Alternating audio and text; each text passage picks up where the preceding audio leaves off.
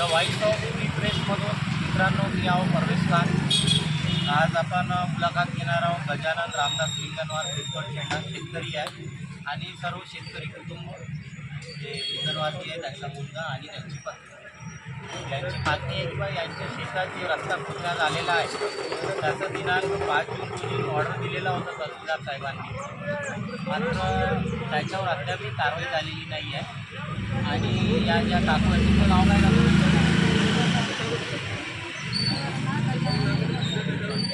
11 तारखेपासून आहे बरोबर आहे. तर तुम्हाला डॉक्टर भेटले काही, तहसीलदार साहेब आले काही, ATO साहेब आले का, पोलीस होते का राष्ट्रपती. आता तुम्हाला तब्येत कशी वाटते? हा मी काय घाबरल्यासारखं वाटतं. सोबत काही बिमारी आहे शुगर आहे. आपलं नाव गजानन रामदास लिंगनवार. तुमच्या शेतात समजा गड्डा खोदलेला आहे बरोबर आहे. तर तुम्हाला अडचण होऊन राहिली बरोबर जाण्यासाठी तुम्हाला तहसीलदार साहेबांनी ऑर्डर किती तारखेला दिला? 5/6 5 जून 2024ला. हो. हा ऑर्डर आहे, आपण पाहू शकता तहसीलदार साहेबांनी दिलेला आहे हा ऑर्डर. आणि याच्यामध्ये म्हटलं आहे की बा मामलतदार कोर्ट ॲक्ट अधिनियम 1906चे कलम 5 नुसार वादी यांना त्यांची शेतगट क्रमांक 23मध्ये जाण्यास प्रतिवादी यांची शेतगट क्रमांक 24 व 25च्या झुल्याजवळून असलेल्या रस्त्यात प्रतिवादी यांनी अडथळा करून नये तसेच नाली सुरू केलेला अडथळा प्रतिवादी यांनी दूर करावा. खर्चाबाबत आदेश नाही. हा ऑर्डर आहे, मात्र यांना न्याय मिळून नाही राहिलेला आहे. दिनांक 11 जूनपासून डॉक्टर येऊन पाहिले तुम्हाला? नाही पाहिले बरोबर आहे.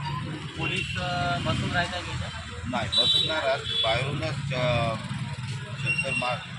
तहसीलदार आजपर्यंत आलेच नाही. ATO साहेब कोणताच प्रतिनिधी नाही आला. कोणतेच आता शेतात का लावून आहे तुमच्या? शेतात माझ्या मराठी लावून आहे. शुगर BP वगैरे आहे. आता तुम्हाला कशी वाटतं सगळे?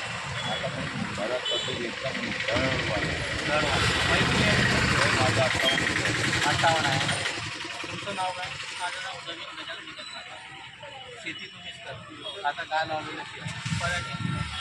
मी शेतीत जात आहे की इथं बसतो आहे? आम्ही शेती शेताची बघत आहे. खूप जात आहे माझा तिथं का करता त्याला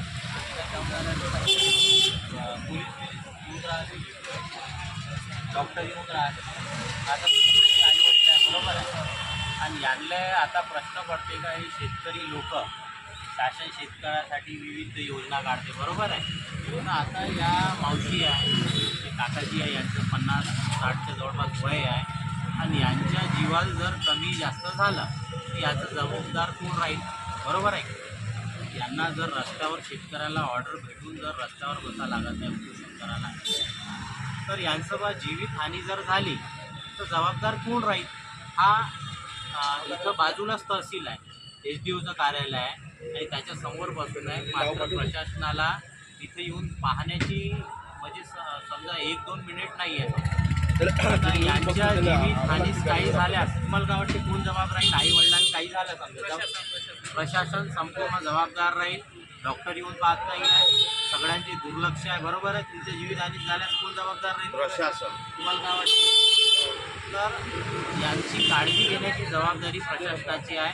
द व्हॉइस ऑफ फ्री प्रेसमधून परवेश खान.